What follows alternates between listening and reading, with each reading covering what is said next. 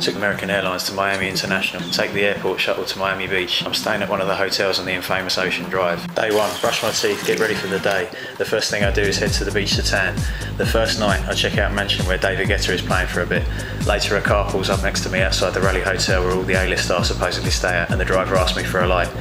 At the Delano, I split hairs with a DJ over the various genres of house music: Chicago, electro, deep house, French filtered house, handbag house. Miami has its own flavour of house, a little melodic with a dash of the Latin vibe going on. I dance with a girl, then end up talking to another girl of ambiguous racial background who doesn't get why the people here keep talking to her in Spanish all the time.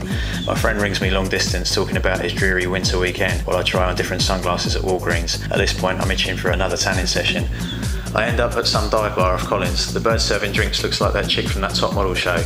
I could tell by her eyes that there was a flicker of attraction there. Starving, I end the night at Pizza Rustica. Day two, too many options to choose from on Ocean Drive, so I go for the Cuban sandwich for lunch at Porto Segoya on Collins. Had the fried yucca with the garlic dipping sauce. Gorgeous. On a scale of 1 to 10, 11. On my way out, I see the front of a sports car covered in leather of all things. I check out some electric cars for sightseeing in. More dogs. Back on Ocean, I walk up to the Versace mansion where the poor bastard was shot and take a few photos. Past the Art Deco Welcome Centre, the Duck Tour, some other tour. I see a guy dressed up as Batman, sort of. At night, I decide to get a tattoo of Miami ink, soaking up the culture on Espanola Way. The mannequins here, they represent, as one might say. Past the psychics. Someone pretends to be a statue outside the Apple store on Lincoln. Man and his dog. An old man is selling flowers to another old man. I see a giraffe dancing in the window and think I'm tripping, and then I remember where the hell I am. A DJ spins in the window of the diesel store.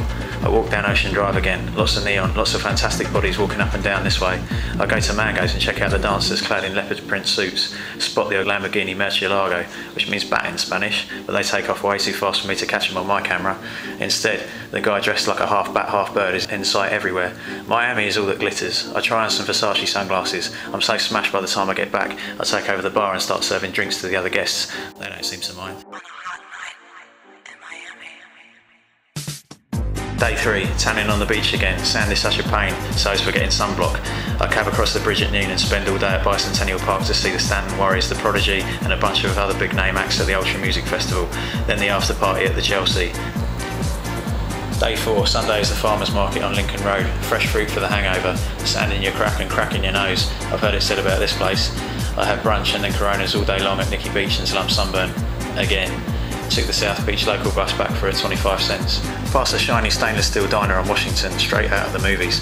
Past the Fillmore and make a mental note to check what's on when I get back to my room. Back on the beach, I stumble upon some sort of benefit event called the White Party. Miami definitely gets its share of rainbows here. I see a Cape Crusader. I see a guy running along the beach with an Adonis complex. I head back to the marina south of 5th, more dogs, lots and lots of boats, and make a beeline for the poolside bar. I run into the Batman again, out of costume and dressed in white for a change. I meet a woman who claims to be an ex-prostitute. Her name is Mercedes, the first Mercedes I've seen in Miami. We have a bit of fun. Back on Ocean Drive, I handle a yellow Burmese python, just barely. I'm in Miami.